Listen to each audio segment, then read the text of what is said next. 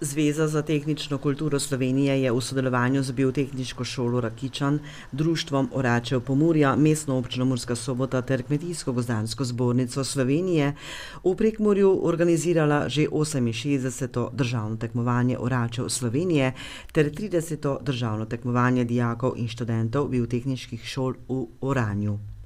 Najboljši slovenski orači ter dijaki in študenti biotehniških šol so se letos pomerili v oranju strnišča, posejanega z ajdo, za dodatno popestritev pa so ženske pokazale svoje spretnosti v vožnji s traktorjem. Poleg tega je potekalo tudi zanimivo tekmovanje starodobnikov. Več o pripravi tekmovališča nam je povedal vodja tekmovanja Dejan Kočiš. Organizacija poteka že leto dni, dobro leto prej. V glavnem predhodno se treba dogovoriti z lastnikom zemljišča. To pomeni, da se tudi prilagodi kolobar za samo tekmovanje. Letošnjem letu je posebnost to, da smo izbrali za samo oranje vsejano ajdo v strnišče.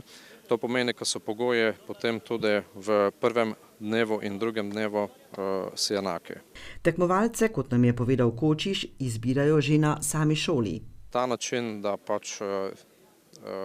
organiziramo tabor oračev, potem v tistem letu se potem udeležimo s temi dijaki tudi regijskega tekmovanja in regijsko tekmovanje je potem tudi nekako kvalifikacija za nastop na državnem tekmovanju.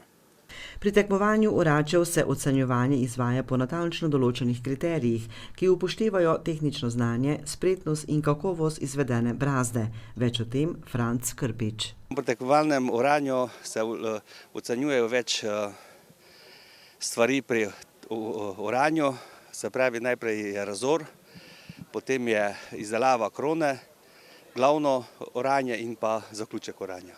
Pri vsakem delu, elementu se ocenjuje več točk in potem tudi na koncu grata tista razlika, kateremu laičnemu gledalcu pravijo, da dosti razlik ni, ampak ko se pa vsi elementi ocenjujejo in skupaj izberejo, je pa grata tista razlika in potem dobimo tudi zmagovalca.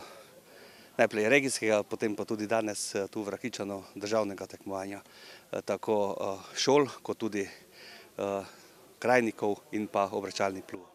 Letošnjo tekmovanje je privabilo 16 tekmovalcev na krajnikih in obračalnih plugih ter 10 na starodobnikih in navadnih plugih. Tekmovanja v oranju se je udeležil Filip Gider, ki je tekmoval z obračalnim plugom. Mladim kmetom je posredoval pomembno sporočilo o prihodnosti njihovega dela in razvoja. Zdaj sem na tekmivljen drugo leto na obračalnem pluge. Lansko leto sem bil na regijskom pa državnem, pa tudi letos isto na obema.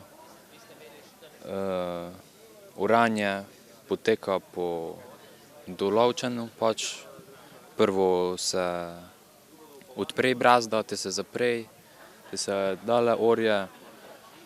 Pa ja, mladim kmetom pa bi sporočil, tudi če so razmere slabe,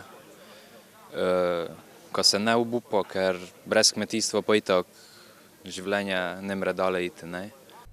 Tekmovanje v oranju povezuje lokalne skupnosti, spodbuja medgeneracijsko sodelovanje ter prispeva k krepitvi pomena kmetijskega dela in podeželja. Vsekakor je občina trdno vezana na okolje, torej s tem tudi povezano s kmetijstvom, ne samo kmetijstvom, turizmom, gospodarstvom, pravzaprav vse, kar diha okrog v vsaki občini, v vsaki lokalni skupnosti, tako da je državno tekmovanje oziroma sploh tekmovanje oračev vedno dobrodošla zgodba v vsaki občini.